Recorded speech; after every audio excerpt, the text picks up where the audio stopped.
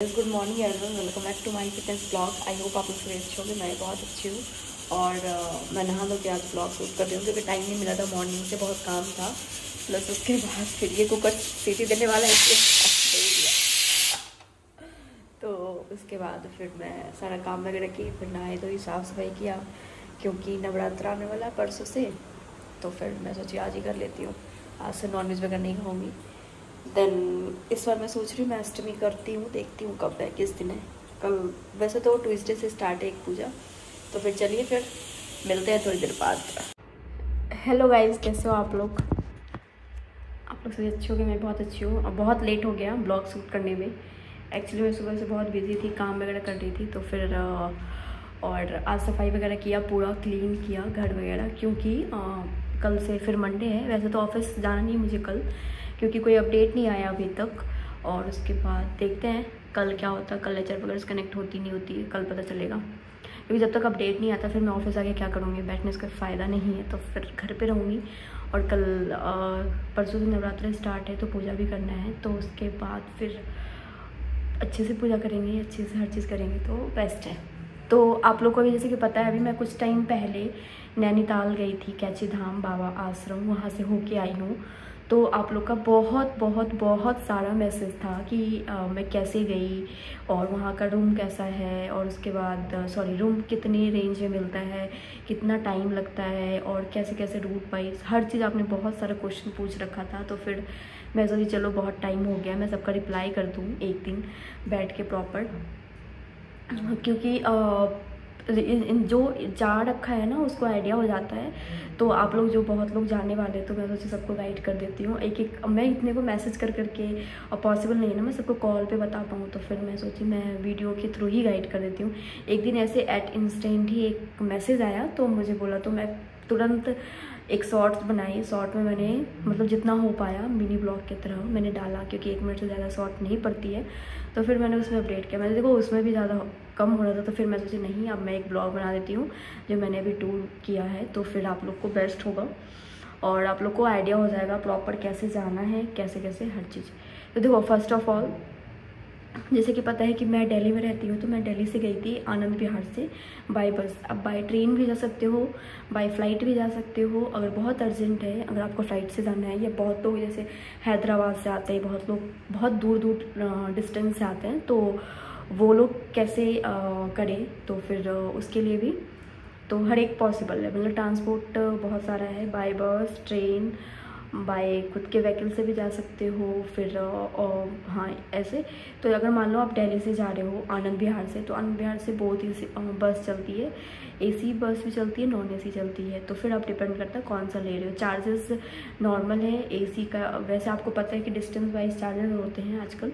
तो अगर non AC ले रहे हो तो फिर आपको 400 to 500 के बीच में पड़ेगा। और आप एसी ले रहे हो तो आपको 1000 के अंदर ही रेंज में पड़ेगा, 1 इंसान के लिए, 1 लोग के लिए।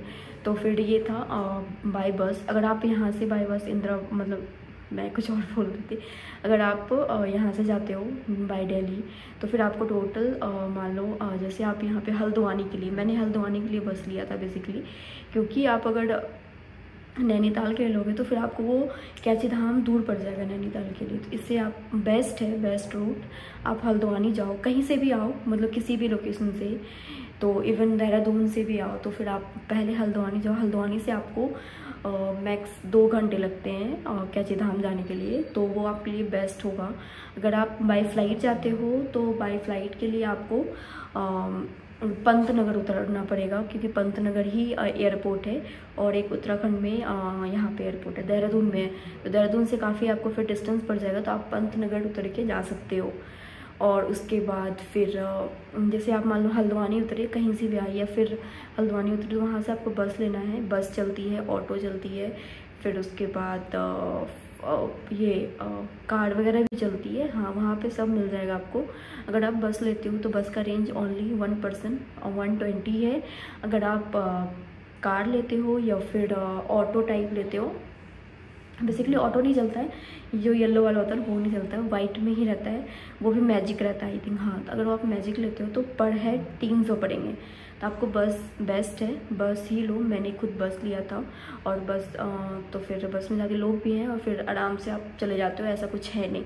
तो मैंने बस लिया था वहाँ से हल्द्वानी से मुझे टोटल कैची धाम जाने के लिए वो 120 ही लगा और टाइमिंग लगी, मैं 4 बजे चली थी वहाँ से, तो मैं 6 बजे पहुँच गई थी कैची धाम। देन मैं जब कैची धाम पहुँची तो फिर उसके बाद कैची धाम में फिर मैं वहाँ पे कैची धाम जस्ट मंदिर पे ही उतरी। आपने मेरा ब्लॉग देखा होगा अगर तो मैं जाके वहाँ पे उतरी। फिर वहाँ पे उसके बाद जस्ट जहाँ पे मंदिर है वहीं पे स्टैंड लगा, मतलब बस वगैरह।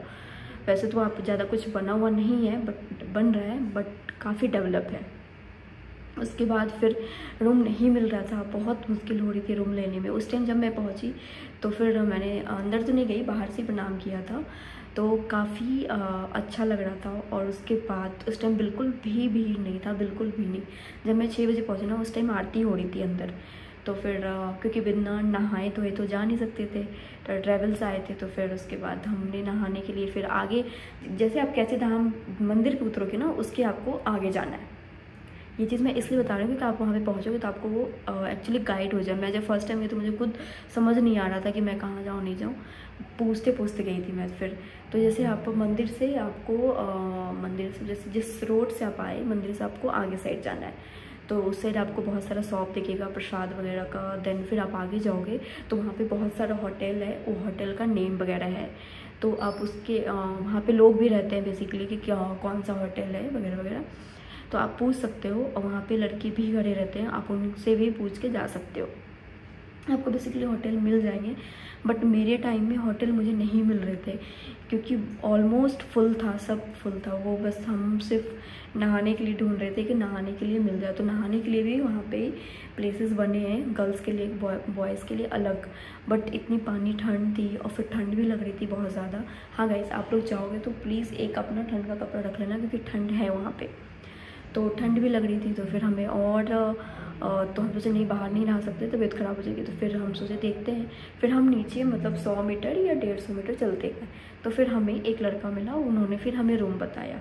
तो फिर वो बोला कि रूम नहीं है, नहाने के लिए हो जाएगा। फिर उतनी देर में एक रूम मिल गया। कहते हैं ना, जब आप बाबा के धाम गए तो फिर हर चीज़ पॉसिबल हो जाता है ना चाहते हुए। तो फिर जब रूम मिला तो फिर हमने, वो रूम बहुत छोटा सा था, जितना मेरा ये हॉल है ना, मतलब इसके भी हाफ था।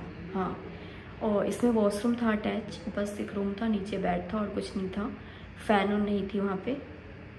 वो रूम मुझे 500 में उन्होंने दिया, मतलब 3 घंटे के लिए। हाँ, 3 घंटे के लिए 5। हर एक होटल का अलग अलग रेंज है, डिफरेंट, वो डिपेंड करता है, जितना बड़ा रूम होगा उतना कॉस्ट होंगे।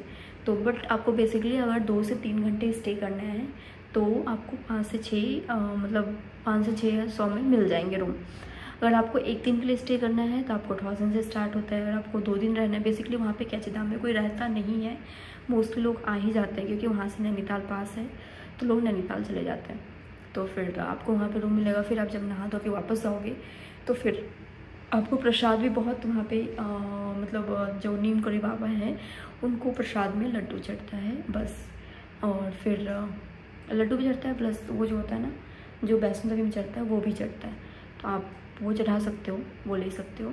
तो फिर प्रसाद लेके गए तो बहुत ज़्यादा भीड़ हो गई थी उस टाइम हमारे टाइम में, क्योंकि आरती ख़त्म हुई तो बहुत लंबी लाइन थी। बट आरती के लिए इन्होंने रोक रखा था, इसलिए लाइन लंबी थी, बट अंदर बहुत स्पेस है, बहुत ज़्यादा ही स्पेस है, तो फिर आपको प्रॉब्लम नहीं होगी, इतनी लाइन लगने की कोई नीड नहीं है। जैसे 8 बजाना, 8 साढ़े 8 के बाद मैक्सिमम भीड़ ख़त्म हो गई थी। लोग ऐसे आ रहे थे, नॉर्मल जा रहे थे, बिल्कुल वैसे जैसे आप जाओगे, मंदिर का फर्स्ट गेट है, देन आप थोड़ा क्रॉस करोगे, फिर सेकंड जो गेट है वहाँ से फिर आपको कोई नहीं रोकेगा, आप आराम से फ्रीली जा सकते हो। तो जैसे एंटर करोगे माँ दुर्गा का मंदिर है, फिर आप आगे जाओगे तो फिर महादेव का मंदिर है, फिर गणेश जी का है, गणपति का है, फिर बजरंगबली का है, हनुमान जी का है, वहाँ पे नीम करोली बाबा भी है। मतलब ऐसे ऐसे डिवाइड है मंदिर। आपको मंदिर को दूर से प्रणाम करना होता है, कोई प्रसाद मतलब कोई टिक्का चंदन कुछ नहीं लगता है वहाँ पे, कोई जल नहीं, कुछ नहीं। फिर जब आप आगे जाओगे तो फिर आता है बाबा नीम करोली, फिर वो बैठे हुए हैं वहाँ पे, आपको वहाँ दूर से दर्शन करना है। और प्रसाद गाइस मतलब खुद ही चढ़ाना होता है, वहाँ पे कोई नहीं लेता है, बस खुद आप ऐसे करके चढ़ाओ और प्रणाम करो, जाओ।